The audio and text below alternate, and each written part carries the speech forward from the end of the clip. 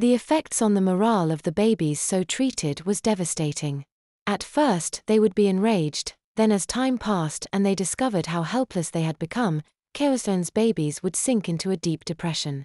It was not uncommon for them to sit in their playpens and cribs, weeping silently for hours on end.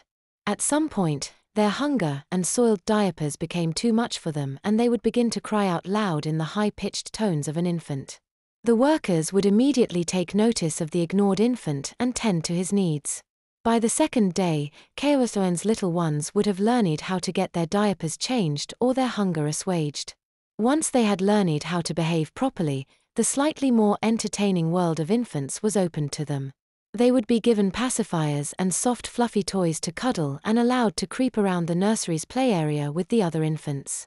At first their play would be tentative, but as the days passed they would become comfortable acting out their most childish impulses. The instinctive oral urges of their infant bodies would overcome the cortical censorship of their rapidly regressing adult minds and they would start sucking on anything that was within their reach. By the end of the week, even the most experienced mother could not have discerned any difference between their behavior and the other infants in the nursery. In Jimmy's case, Keosoen thought that his regression had proceeded so completely that the daycare treatment wasn't needed to destroy his will. Keosoen decided to put him in daycare as a convenience to her, rather subjecting him to the experience as one of her brainwashing techniques. Nonetheless, she thought to herself as she packed his diaper bag and readied him for the trip, the experience will be good for him. He'll be able to interact with real babies and see for himself how babies his age sound and look to outsiders. She chuckled to herself as she thought, considering the way he's been acting, he should fit right in with everyone else in the nursery. Keosoen had found that having her charges interact with real babies made them more tractable in general. Usually, it only took about 2 days for the first effects on their personalities to be seen. The other infants were the perfect foil to her charges.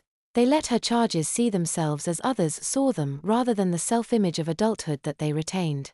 If they were deemed to be behaving themselves by the attendants, her charges were allowed to creep about the nursery section of the daycare center with the other babies and play with the infantine toys scattered around the stain-proof, indoor-outdoor carpeting. Misbehavior by children of any age wasn't tolerated at the daycare center. If one of the babies at the daycare was fussy or ill-mannered, it would find itself confined to a playpen until it was time for its nap.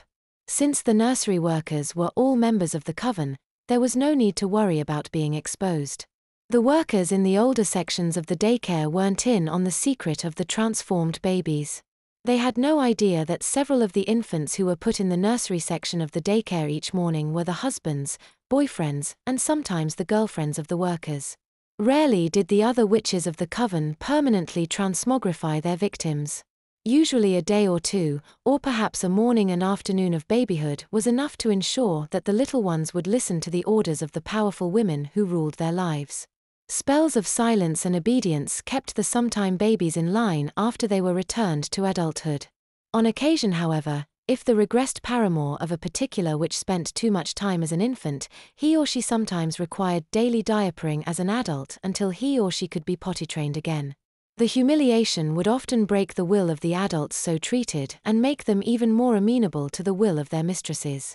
Keosoen's charges and Becky's Joey were the exceptions to the rule.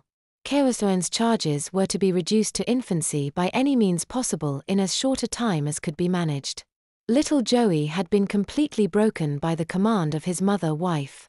Little Joey spent every weekday morning and afternoon in the care of the witches who ran the nursery, helplessly awaiting the attentions of his caretakers.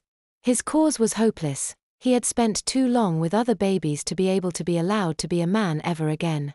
If he had managed an adult behavior in front of the daycare workers, then his wife would have been called and another, more effective enchantment would have been laid upon him to ensure that he remained an infant in thought and deed.